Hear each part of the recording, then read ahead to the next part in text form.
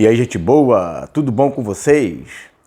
Então, eu vou estar gravando aqui mesmo de improviso pelo celular o vídeo de hoje.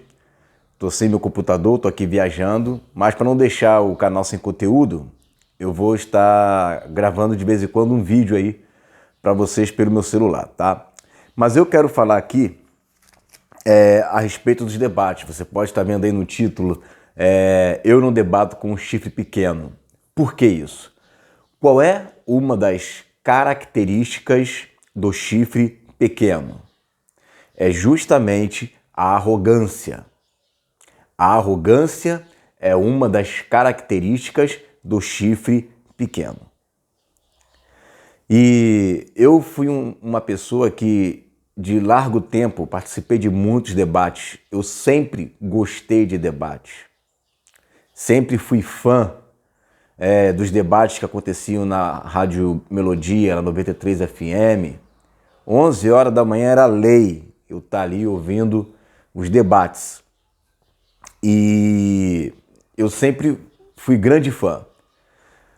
Só que eu comecei a perceber que isso daí é mais um reality show. Não é para promover edificação. É para promover o eu em prol do saber. Mostrar para as pessoas que eu sei. Mostrar para as pessoas que eu tenho conhecimento. Mostrar para as pessoas o meu nome. Quando é um debate que é para fazer uma defesa, por exemplo, a igreja está passando por uma crise de fé em tal área. Aí tudo bem. A gente vai lá para salvar alguma coisa. Mas não é o caso. Não é o caso mesmo. E principalmente quando uma pessoa vem te chamar para um debate e já chega te agredindo. Você é uma criança. Tu não é homem. Eu vou te engolir, cara. Seu herege, vem debater comigo. Rapaz, eu não estou debatendo nem com o diabo. Vou perder tempo debatendo com essas pessoas. Na verdade, tudo isso é um palco formado já, armado, onde você tem grupos diferentes que por mais heresia que você pregue, o outro pregue, aquele timinho ali vai ficar torcendo para aquele camarada ali. Essa que é a verdade. Essa que é a verdade. E no fim é o quê? Pô, o cara engoliu ele, hein? Destroçou, passou o trator, venceu o debate. Olha o que Paulo fala em 1 Timóteo 3,9. Evita discussões insensatas, genealogias, contendas e debates sobre a lei, sobre a palavra, porque não têm utilidade e são fúteis. Então, será que debater a palavra é algo fútil? Depende. Paulo debatia com os fariseus, com os judeus, nas sinagogas. Era um local propício, onde não tinha público, onde não tinha aplausos. E era em prol de ganhar almas. É uma coisa diferente. Se for para conversar, seja com um ateu, seja com um preterista, seja com um calvinista, que seja tomando um café, almoçando, os dois ali, respeitando um ao outro, com toda a ética cristã, aí vale a pena. Porque você está conversando com alguém que está pronto para ouvir. Se essa pessoa não estiver pronta para ouvir, só quer ensinar, só quer passar para você aquilo que ela sabe, aí não vale a pena, porque não vai ter fim. Vão ser aqueles tipos de debate que não terão fim. Aí Paulo fala em 1 Timóteo 1,4. Não se ocupem com fábulas e genealogias sem fim. Sem fim, que antes promovem discussões do que serviço de Deus na fé. Qual é a grande parada aí? É fazer um ringue em nome de Jesus. Fazer discussão em nome de Jesus. Batalhas pela fé em nome de Jesus. Usar o nome de Jesus com a falsa ideia de que isso é em prol da verdade, quando na realidade é em prol da promoção do seu próprio nome. Porque eu sei, aqueles é cheio de falácia, aqueles são cheios, né, de mentiras. Eu provo, eu te venço. No reino de Deus, ninguém é o dono da verdade. Eu não sou o dono da verdade, nenhuma religião no mundo é dono da verdade. Todos nós temos um pouquinho do que Deus tem dado. Eu sempre falo isso, quando você levanta uma bandeira denominacional ou religiosa, você vai estar entrando dentro de uma caixinha. Se você fala, eu sou reformista, você entrou dentro de uma caixinha, porque Deus não deu tudo na reforma. Deus deu um pouquinho na reforma, Deus deu um pouquinho para os avivalistas, Deus deu mais um pouquinho lá em Pentecoste, Deus vem dando mais um pouquinho hoje. E como deu também para a igreja do primeiro século. Muita coisa. Você acha que Deus só começou a trabalhar de 1500 para cá? Não existia igreja? Claro que não. Então, quando você defende uma doutrina dentro da caixinha, aí você vai estar defendendo aquele grupo sectário.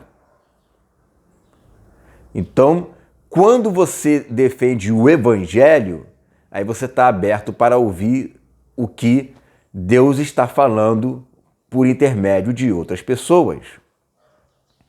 Por exemplo, há mais ou menos de 400, aproximadamente no 400, até o século XIX, a igreja ela foi milenista. A igreja ela cria no reino milenar simbólico. Do século XIX para cá começou a se ensinar o quê? O mesotribulacionismo, o pré-tribulacionismo. Tem coisas ali que a gente sabe que não é fácil de engolir. Mas com isso eles também trouxeram a literalização do reino milenar. Se você hoje prega com facilidade o reino milenar, é porque houve um grupo de pessoas que, mesmo trazendo doutrinas estranhas, restauraram uma parte do que já se havia sendo pregado nos 3 primeiros séculos.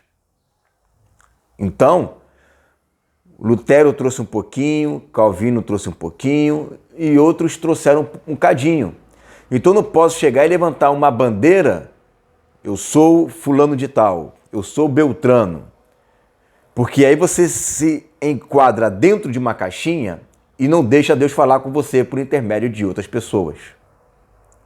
Aí é que se entra nas genealogias e discussões sem fim, e que não é a serviço de Deus e nem da fé. É mais a serviço dentro do seu sectarismo e dentro daquilo que você defende, que é a sua denominação. 1 Timóteo 6,20 fala assim: E tu, ó Timóteo, guarda o que te foi confiado, evitando os falatórios inúteis e profanos e as contradições do saber, como falsamente lhe chamam. Aqueles camaradas que ensinam que a Bíblia vive se contradizendo. Isso aí são contradições. Eles dizem que são contradições por quê? Porque eles não entendem. Isso aí é contradição. Adão é o mito de Adapá. Eva é apenas a segunda esposa de Adão. A primeira foi Lilith. O dilúvio é apenas um amontoado de mitologias oriundas de Gilgamesh, né? E outras lendas mesopotâmicas. Moisés foi apenas um camarada que pegou todas as lendas e todas as fábulas e trouxe para o judaísmo. Vamos estudar essas contradições. Jesus não existiu. Ou seja, é tentar trazer para o seio da igreja as contradições, como ele diz aqui, do saber, como falsamente eles acusam. Ou seja, vai trazer edificação? Não vai. Entrar num debate com pessoas assim é muito complicado. Por quê? Porque o outro lado não vai ceder, cara. O outro lado não vai ceder. Eu já vi debates de Richard Dawkins com William Lane Craig, Alice McAllister, né, com o próprio Richard Dawkins. Estou citando ele porque o Richard Dawkins ele é um dos ícones do ateísmo. Ben Stein, também com Richard Dawkins, homens inteligentíssimos. E por aí vai. Esses camaradas não vão se dobrar. Eles não vão chegar lá e vão dizer, caramba, você está certo, então deixa eu aceitar Jesus como meu Salvador. Isso não vai acontecer. Quem é ateu vai continuar sendo ateu, porque vai enxergar que aquele camarada ali é como se fosse um time dele. Eu sou vascaíno, meu time pode ser rebaixado, eu vou continuar sendo vascaíno. O cara é flamenguista e vai continuar sendo flamenguista, mesmo que o time perca de 7, de 10 e 20-0. Agora, a diferença de alguém que é ateu e se torna cristão, ele sentiu alguma coisa do alto para isso. E um cristão que se torna ateu, você pode perceber que a maioria das vezes que ele se torna ateu, né, é porque ele teve alguma decepção na igreja, alguma decepção que ele teve. Essa decepção que ele teve, ou esse escândalo que foi mostrado para ele, fez com que ele ficasse uma pessoa revoltada com a vida, revoltado com tudo, ou com a perda de alguém, uma coisa dessa natureza. E aí ele começa a culpar a Deus por conta de alguma coisa, e nisto que ele culpa a Deus, ele vai buscar alguma resposta para dizer para Deus que Deus não existe. E aí começa a querer justificar os seus sentimentos de ódio, de raiva de um ser que ele chama de um ser mitológico, ou o nosso amigo imaginário. Então, geralmente, não parte de algo que é provindo de alguém que está sempre bem com tudo. É alguém que foi molestado, ou que viu alguma coisa errada. E aí, por olhar para o homem, ele acaba se revoltando contra Deus. Ou então alguém que vai estudar, mas só estuda um lado, não estuda o outro, somente um lado da moeda, e acaba sendo facilmente manipulado. 2 Timóteo 2, 14 e 16 diz assim: recomenda essas coisas, dá testemunho solene a todos perante Deus, para que evite contendas de palavras, que para nada aproveitam, exceto para a subversão dos ouvintes. Contendas de palavra, contendas da palavra de Deus, contendas acerca da lei, contendas acerca do evangelho. Os ouvintes não saem ganhando com isso. Quem sai ganhando com isso? São a torcida organizada. É a torcida organizada que vai sair ganhando com isso. Porque você pode ver lá nos comentários, quem é ateu vai dizer, pô, o camarada botou no chinelo o outro. E quem é cristão, mesmo que o debatedor seja fraco, vai dizer, pô, aquele cara tem razão. Porque os seus ouvidos já estão prontos para ouvir aquele a quem você defende. Você não parou para pensar nisso, não? Então, quando você está não pronto para ouvir, apenas quer ensinar, tudo que o outro lado fala, você já está com o ouvido fechado. Tem gente que passa rápido as frases do outro para ir direto naquele cara que ele defende. Para você ver. Versículo 16. Evita igualmente os falatórios inúteis e profanos, pois o que deles usam passarão a impiedade ainda maior. Ou seja, pessoas que usam desse artifício dificilmente amam o outro. Por quê? Porque eles não estão preocupados na vida do outro. Eles não estão preocupados em cuidar do outro. Eles estão preocupados em querer se promoverem. E quem quer se promover faz de tudo, inclusive usa de ad hominem, ou seja, ofende a pessoa ao invés de defender as ideias. Isso é perigosíssimo. É perigosíssimo por quê? Porque mostra que a pessoa não está preocupada em ganhar alma e não está preocupada se a outra pessoa vai ser edificada ou não. Ela está preocupada em querer vencer o debate. Isso é orgulho. Isso é presunção. 2 Timóteo 2,23 fala: e repele, ou seja, se proteja sobre as questões insensatas e absurdas, pois sabeis que só engendram contenda. Pessoas que querem apenas entrar em assuntos polêmicos. O negócio é assunto polêmico, meu irmão. Eu gosto de polêmica, eu gosto de polêmica. Isso só gera o quê? Contenda. Então não posso entrar em assuntos mais complexos? Pode, na hora certa, no tempo certo, aonde não gire contenda. Se não houver pessoas ali facciosas que queiram causar divisão, entra naquele assunto ali e vê para onde vai. Eu, por exemplo, não tenho problema nenhum em entrar em qualquer tipo de assunto. Só que eu entro em um ambiente apropriado para isso. Porque quando você entra em tipos de assuntos polêmicos que não é apropriado para isso, o que acontece? Você acaba subvertendo os ouvintes. Eles não saem edificados. Traz confusão. Porque a tua mente está lá na frente, a mente do camarada, você não sabe se a pessoa nasceu de novo ontem, começou a te acompanhar semana passada. E ela vai vir você falando de ordem de Melquisedeque para quem está bebendo leite. A pessoa não está preparada para aquilo.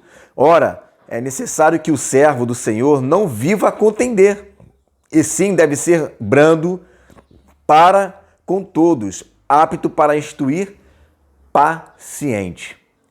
Então, o servo do Senhor não pode viver em contenda. Preste atenção, não pode viver em contenda. Ele tem que ser paciente, apto para ensinar e ser brando. Eu posso conversar perfeitamente com ateu, com preterista, com pré-tribulacionista, com calvinista, desde que ele seja uma pessoa branda. Se for uma pessoa que só quer saber de contenda, debochada, você precisa estudar mais a Bíblia. Você precisa ler essa parte aqui que você esqueceu de ler. Perdi tempo conversando, vendo seus vídeos, só encheu linguiça. Pessoas assim já estão com o coração cheio de contenda. E quando chamam para debate é para querer aparecer. Claro que o fruto está demonstrando isso. Não precisa ir muito longe, não. Então, é necessário que o servo do Senhor não viva para contender, para fazer grupos de facção, divisão. É necessário. O servo do Senhor não nasceu para isso. O servo do Senhor nasceu para unir. Pode haver pensamentos diferentes? Pode, mas o amor vai ensinar você a conviver com pessoas assim. Agora, onde no amor a contenda, pessoa impaciente, não consegue conviver com pessoas que pensam diferente do que ela. E aí, claro, vai haver briga e vai haver rixa. Então, guarda esses textos. Tito 3,9, 1 Timóteo 1,4, 1 Timóteo 6,20, 2 Timóteo 2,14-16 e 2 Timóteo 2,23. Guarda esses textos, medite neles, para que você tenha vida. Amém? Fica essa palavra em nome de Jesus.